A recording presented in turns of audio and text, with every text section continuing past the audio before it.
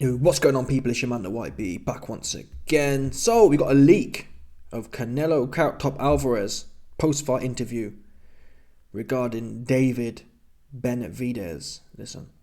Anyway, you know what? Let's get to these bars right now, 100%. Because you best believe it. In fact, no, I'm going to drop these bars now. These PBC man, or these interview man, I think his name's Jim something, Jim Gray. I don't know where they doing that at. What he were doing. Oh, what do you think about David Benavidez? Canelo, he don't know David Benavidez by David Benavidez. We heard him the other day. He'd been told you. Hey, oh, he too big. Oh, he too big. Listen, I'm not Mexican, yeah?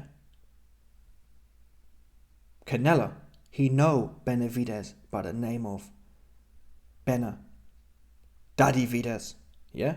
Bena Daddyvidez. How about that? Better yet, 100%. David Daddyvidez. That's how he know him. Yeah, that's why Canelo said before, I don't know who he is. You don't know who he is. El Daddyvidez. Yeah? 100%. So Jim Gray, get on your game. Put me on. I'll ask the right questions. Hey, Carrot Top, why are you ducking El Daddyvidez? He'd be like, oh, he too big. That's the truth. He too big. You're scared of getting bulled off. He'll bull you off for sure. He will bull you off. He'll put you in the cupboard. And you're 100%. Listen, El Daddyvidez, yeah. He's one of them guys, yeah. He's Mexican too. He's one of them, and you best believe it. El Daddyvidez, yeah. He that cat who will pull up 40 man deep. 40 Tijuana cartel cats deep, yeah. In Carrot Top's yard, yeah. And you best believe it. Carrot Top he'd be in the cupboard looking through the hole. 100%. You can do the rest. You can do the mind maths yourself. Why would Daddyvidez put Carrot Top in the cupboard? Oh, he cucked. That's what he'd be doing. Listen. Stop. If you're in a weight division, yeah, and you claim a man is too big for you, oh my God, that's a violation. He too big. Oh wow. Are you sure? Oh wow, that's your daddy. That's what I call daddy.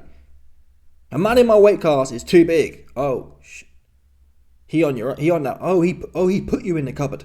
Oh, El Daddyvidez, he already pulled up to Carrot Top's yard. Oh, you already been in the cupboard looking at what's going on with your missus. Do you understand? Anyway, let's get to the corny bars from Carrot Top quick. Oh, the moody pop-ups, man, doing the most right now. Because it just creeps me out. Man, we need 200 million. Oh yeah, I'm Mexican, so it's okay for me to duck people.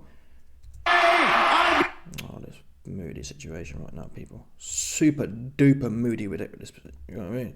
Very proud pull this kind of fights here in Vegas.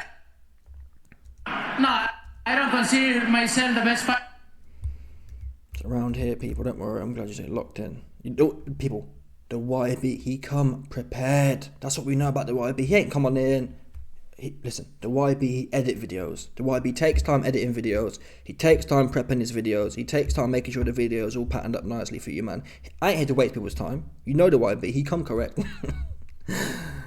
Willing, what are your thoughts now? I don't know right now. I'm gonna rest. Oh, this corny dude, man. Across this country and across the world would like to see you fight. You said earlier this week, you're willing. What are your thoughts now? I don't know right now. I'm gonna rest. I'm gonna enjoy my family. But you know, if the money is right, I made that call. If the money is right, I can fight right now. I don't give a shit. So it's only a matter of money? Yeah. You know, at this point, everybody is asking for everything, right? When I fought with Lara, Joe, Miguel Angel Cotto, Mayweather. Everyone's asking for everything. You're asking for damn near the world. I mean, if we're going to call it 200 million, let's just ask for $1 billion whilst you're at it. When something's ridiculous, yeah, Carrot Top, he ain't made even 100 million in his career in one fight. The Triple G fight, maybe, I don't even know if he got close then. Think about it, let's do the maths, yeah. Triple G fight was HBO pay-per-view. At least one of them was, yeah. HBO pay-per-view.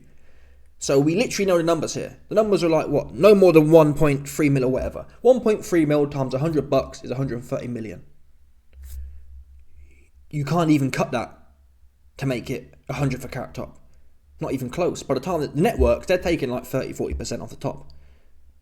Yeah? So you may even get close to 100, but let's call it 100. You want double your biggest payday. Who here thinks Benavidez, yeah, is a 3 million pay-per-view buy kind of situation? The only time I've heard 200 million thrown around, yeah, is Floyd versus Pacquiao. I think Pac got like 100 or something, 150, and Floyd got 200, 250, because it was a 60-40 split. That's the only time I've heard it, and that was 4.5 million pay-per-views. So, that's what I say. Let's call it a spade here. Yeah? This ain't about the money. This is about what you said. And if I was there, Jim Gray, I'd have said to him, hey, because Jim Gray kind of like, he tried to clarify, oh, so you're saying it's just about the money then? And Cat Top says yes, which is already corny in itself. But if I was Jim Gray, I'd say stop lying. Yeah? It's not about the money. You let slip what the truth is. The truth is, you told us, oh, he's too big. Oh, that's the truth. He your daddy. Yeah? You don't want to fight him because he is your spiritual daddy. You know you can't get in the ring with him. That's going to be ours. That's the truth. Stop lying. Listen, we're all men here. Yeah? If you feel like a man, if you feel like Daddyvidez, yeah, can come around your yard and put you in the cupboard and have his way with whatever he wants in the yard, yeah, just tell us that. Because that's what you do anyway. Oh, and I think, listen, for a long time, up until last night at least, I thought Cat Top would cut through Daddyvidez. Yeah? David Daddyvidez. I thought he'd cut through him. Not anymore though. I still think Cat Top will probably win. But it's a 60-40, 50-50 kind of fight now. Because Munguia, he showed the blueprint. Yeah, Benavidez, he's bigger. Not my opinion. I didn't think he was bigger. Cat Top told you he's bigger. All due respect, I've seen Benavidez in there with people like Caleb Plant, and he ain't look that big. Right? It's not like we've seen people look big before. I've seen Devin Haney versus Kambosos and thought, oh damn. Devin Haney versus Lomachenko, I thought, oh damn. I didn't think that Benavidez looked massive against Plant. So, based on what? This is a psychological, psycho-spiritual bigness. Yeah? This is the, think about it. If a man comes in your yard, yeah, and puts you in a cupboard with your missus, yeah, it don't matter how big he is. It's a bit like we've seen sometimes you see small dogs. Small dogs are able to psychologically control big dogs. Small aggressive dogs. Normally within the home kind of thing. If you've got a big dog, sometimes big dogs are pussies, right?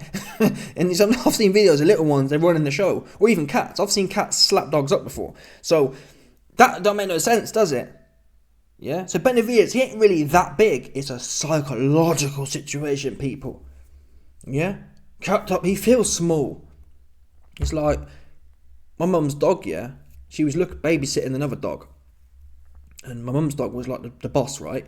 It's only a little pussy dog, but still, he was the boss of this other pussy dog. Bichon Frise, a little fluffy thing. Anyway, tutus. He went to the groomers, and he had knots in his coat, yeah? So they cut it all off. They cut all the hair off, and he came back looking like that film, The Lion, the Witch, and the Wardrobe, where the pagan guy says, oh, you're just a big pussy cat with a load of hair, when they cut off the king lion's hair. And that's what he looked like. Anyway, the whole dynamic changed. No, you wouldn't believe it. It was a crazy, like, David Attenborough type of study thing. So, my mum's dog, yeah, before he got his wig cut off, he was running the show, he was, like, dominant. He gets back, and the other dog just on him like a rash, like, whoa, there's nothing to you. And then my mum's dog, he wasn't allowed to eat, and he was scared. It was crazy to witness. Anyway, that's what's happening here. Benavidez ain't that big. It's not about that. It's a psychological control. Yeah? Because a bunch of hair don't mean nothing on a dog, does it? The dog obviously wasn't bigger, it was just hair. It don't matter if it's psychological control. Psycho-spiritual control.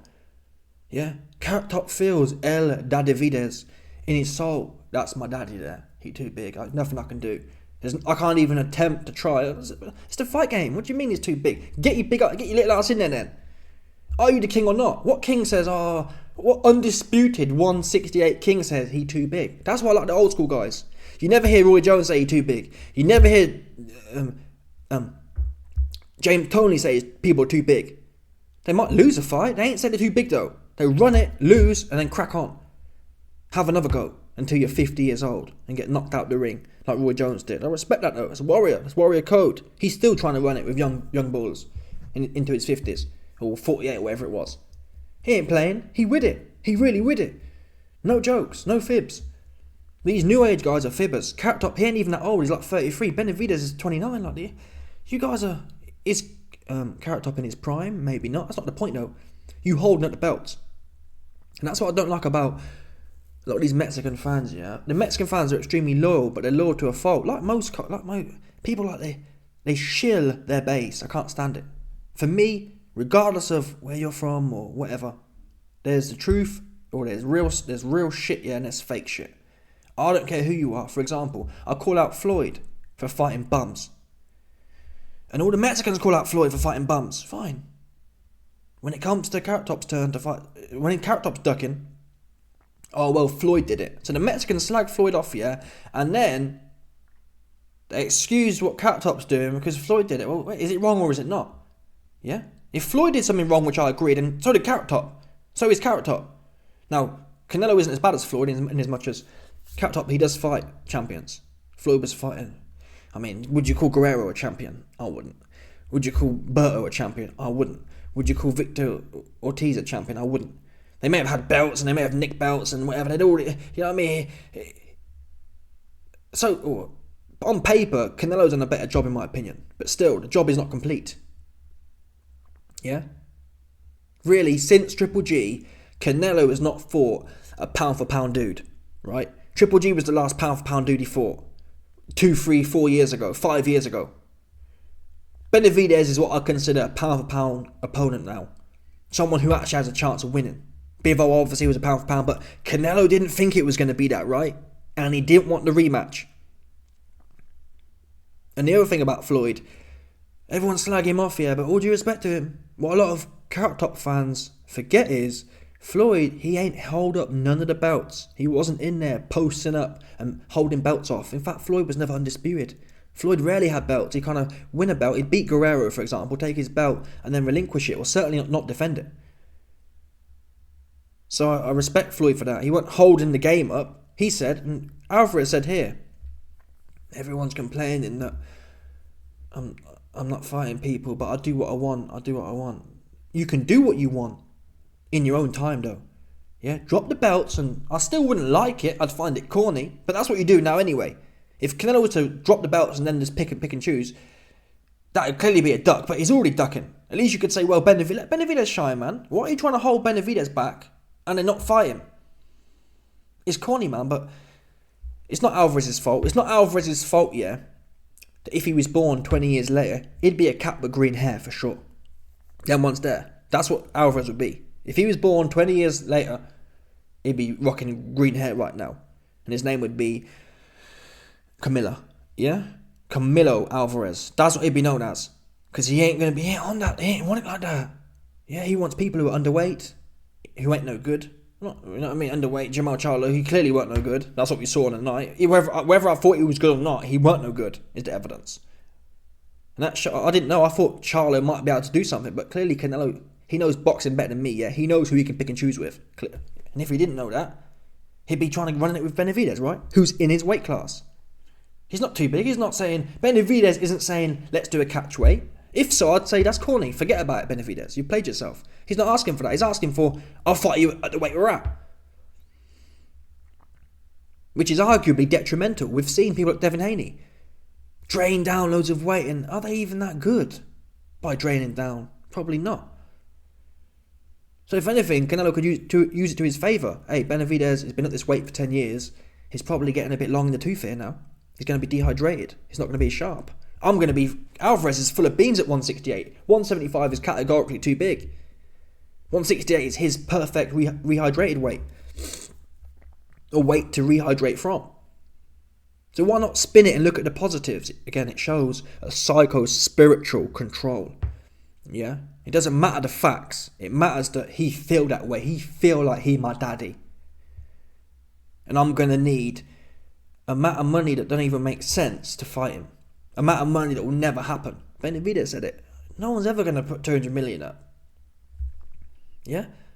They paid, what's his name? They paid, when the Saudis were taking over golf, or they're still taking over golf, when they were doing that, yeah, they weren't paying Tiger Woods 200 million for one day's work.